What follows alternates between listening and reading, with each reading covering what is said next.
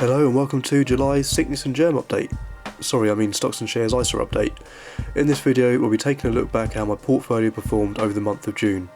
This video has taken longer than usual to make as I got COVID again, so if this video makes less sense than normal, just blame it on the fever. I just want to start off by saying thank you to all of you who have subscribed.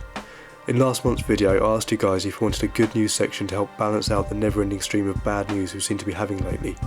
But seeing as no one asked for one, I guess I know my demographic. Now I know my audience are making popcorn while the world burns, we'll crack on, shall we? Stagflation is a phrase you may have heard starting to be thrown around in June.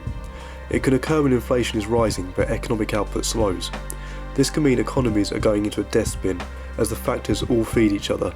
Rising inflation causes costs to rise, companies lay people off as they struggle with those costs, and that can cause spending to decrease as disposable income decreases due to higher rates of unemployment. This is one of the many factors that had a negative result on the markets in June.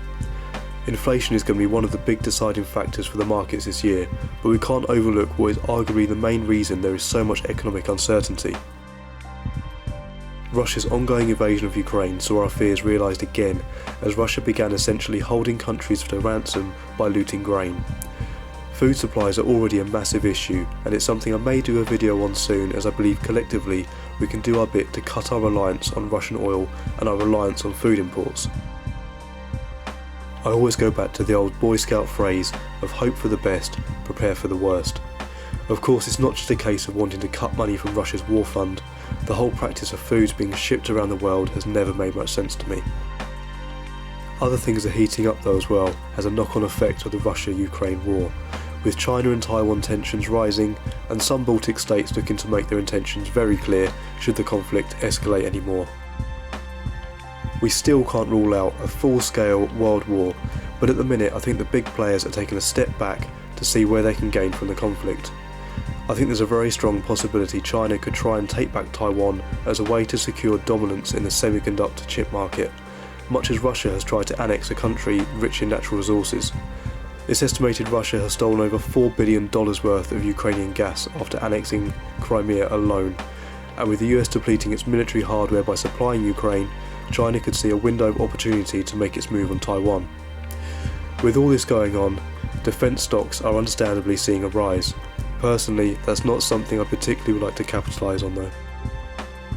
I sure am glad to live in a country that would never dream of invading another territory for resources.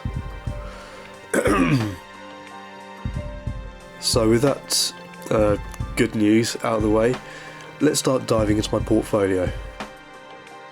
I'll start with income for the month. June saw my best month yet for income, mainly thanks to my legal and general shares paying their first dividend. In June they paid me just under £14. This has only generated for my first purchase of 103 shares, so that's a decent return. I've well over doubled my holdings since then, and my dividend payment was also reinvested to buy more LGen.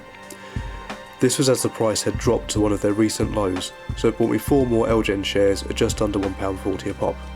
Good way to keep up the cost averaging. I also received a dividend of just over £10 from my Aviva UK listed equity fund, bringing my total dividend income for the month to just under £24. On top of that, I also received £1.15 in loyalty bonus payments.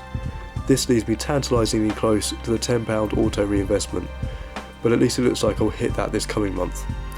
I need to have a good think about where to invest that payment. I said last month that I'd be happy if I got between £50 and £100 this tax year. I'm already at nearly £30 and we're only 3 months in, so I may even clear £100 at this rate. It's a huge jump anyway on last year, so that's a really good sign. What isn't a good sign though is the state of the rest of my portfolio.